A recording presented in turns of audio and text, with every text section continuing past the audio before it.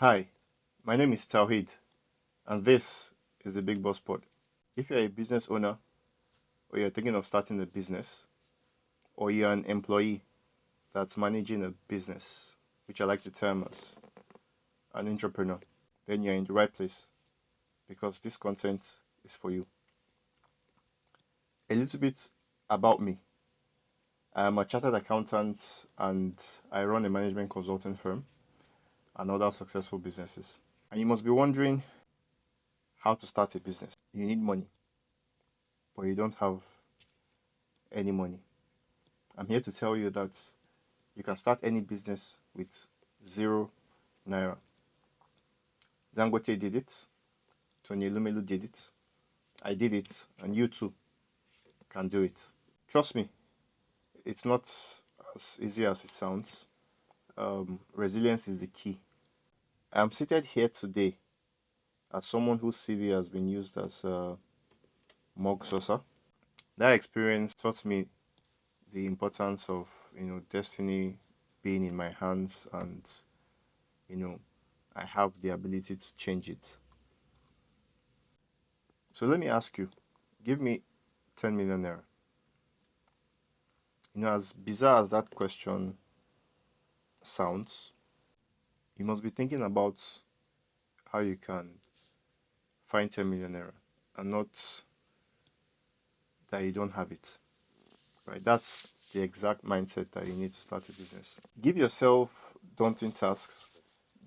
Believe in yourself, you can do it. How I started Olaimi and Company, for instance, was years looking for my first accounting job. Um, I got that through X, formerly known as Twitter. My eldest brother sent me a post at the time. I got that job after being passed on for 8 months. That experience just taught me the importance of making the best use of the circumstance in which I find myself. 8 months later, I was re interviewed by my late mentor.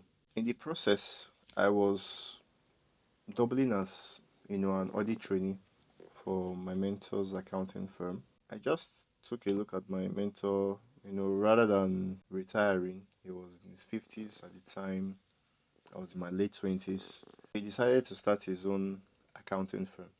And most of his peers did not really think about their retirement plans until, that period was around the corner. I realized quickly then the that it was necessary for me to start thinking about my own retirement plan, even though I was just starting my career. So I began doing my mentor's job for him.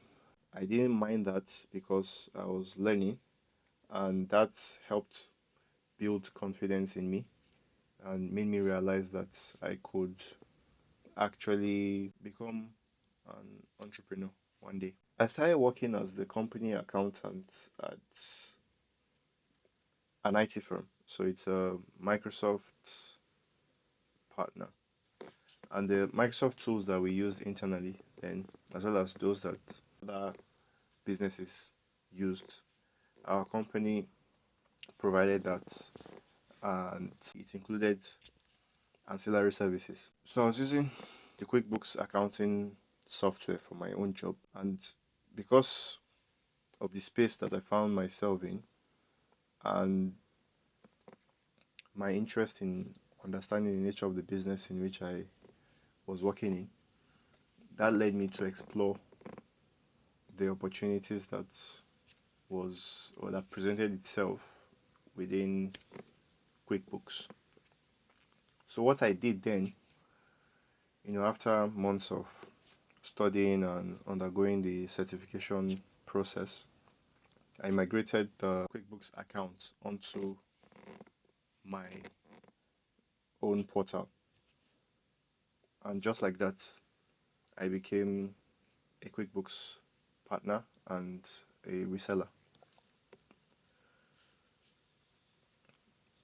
At the time, I was not even charging a markup or a margin for this QuickBooks to my company.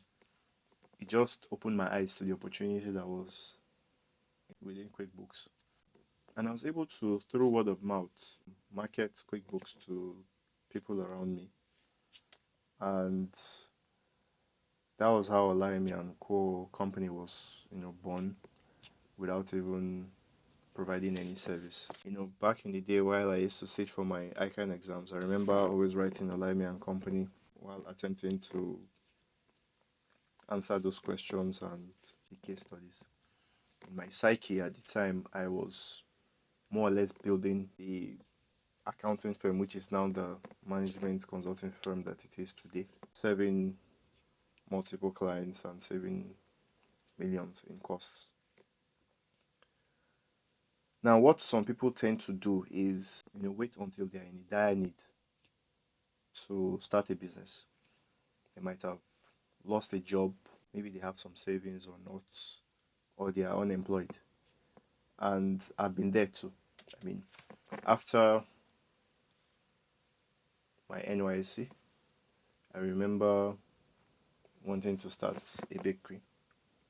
I love confectionery, and there was a new bakery in town called 212, and I felt I needed 10 million naira to start or to set up. Dangote did not start his cement factory at the level that he started it. He was already into some other businesses, and right now he's building another factory in Ogun State. So the truth is that the level in which you want to start a business is not the level you should actually start. So if you are thinking more around this level up here, what you should really think about is down here, because this is the feasible point or feasible starting point. The idea is not to belittle your ambition. Once you do your research, market analysis, and all that, you would realize that where you should actually start is, at the barest minimum.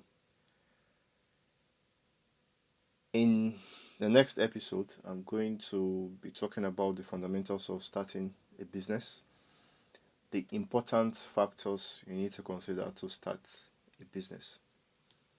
So, think big, start small. Thanks for listening.